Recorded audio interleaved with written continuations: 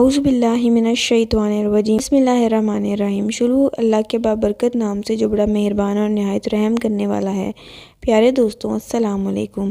بیان کیا جاتا ہے کہ ایک دفعہ کسی جگہ پر اللہ والا رہتا تھا۔ اس کی بیوی بڑی بد زبان اور ناشکری تھی، جس کی وجہ سے وہ صاحب ایمان سخت پریشان رہا کرتا تھا۔ چنانچہ ایک مرتبہ جب 2-3 روز تک کچھ کھانے کو میسر نہ ہوا تو اس عورت نے اپنے شوہر کو بہت برا بھلا سنایا۔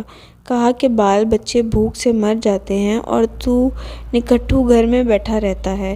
کچھ تو شرم کر اور کما کر لا تاکہ بچوں کی مصیبت دور ہو۔ یہ سن کر شوہر کہنے لگا کہ خدا کی بندی، رات کے وقت شور و گل نہ مچا، میں صبح کو کچھ مزدوری کر لاؤں گا اور جو کچھ اجرات ملے گی تیرے سامنے لا کر رکھ دوں گا۔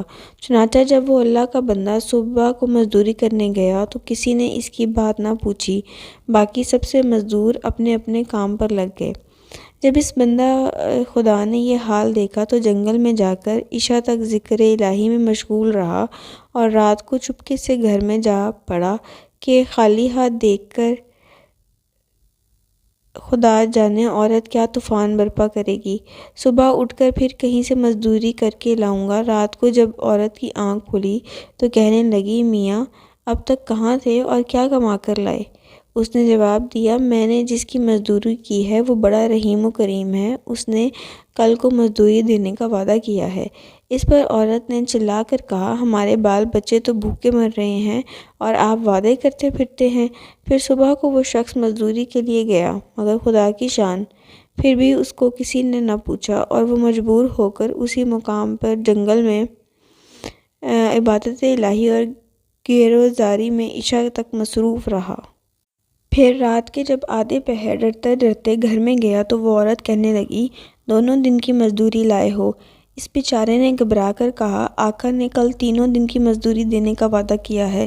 یہ سن کر عورت آگ بگولا ہو کر کہنے لگی، اپنا بھلا چاہتے ہو تو صبح 3 دن کی مزدوری لے آؤ، ورنہ اپنا منہ نہ دکھانا۔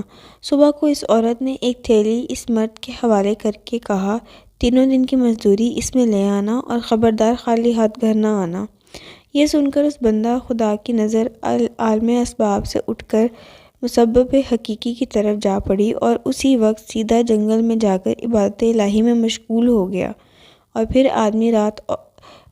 آدھی رات کو عورت کے خوف سے اسی تھیلی میں ریت بھر کر لایا کہ رات اس حلیے سے گزر جائے گی اور عورت کی بد زبانی سے بھی بچ جاؤں گا۔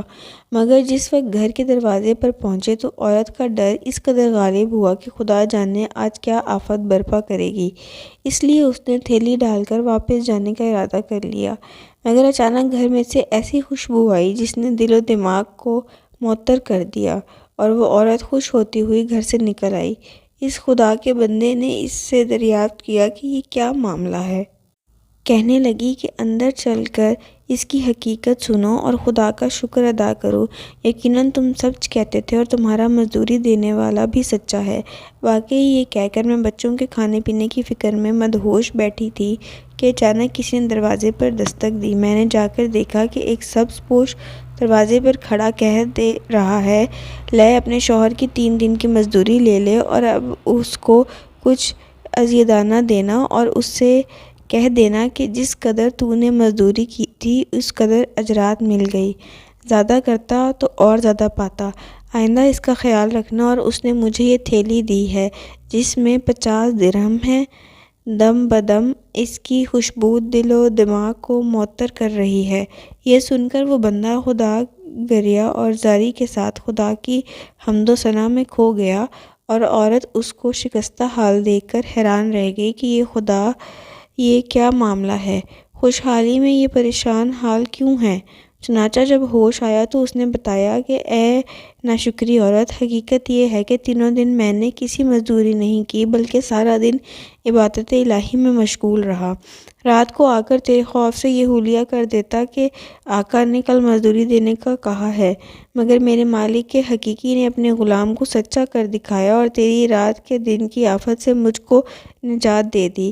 اس پر میں نے جتنا بھی اس کا شکر ادا کروں کم ہے۔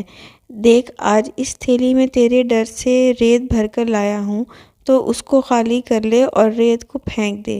جب اس کی بیوی نے چاہا کہ تھیلی کو خالی کرے تو دیکھتی ہے کہ وہ تھیلی ایسے جواہرات سے بھری ہوئی ہے جن سے تمام گھر روشن ہو رہا ہے۔ یہ حال دیکھ کر اس نے اللہ کے بندے نے اپنی تمام عمر خدا کی شکر گزاری میں گزار دی۔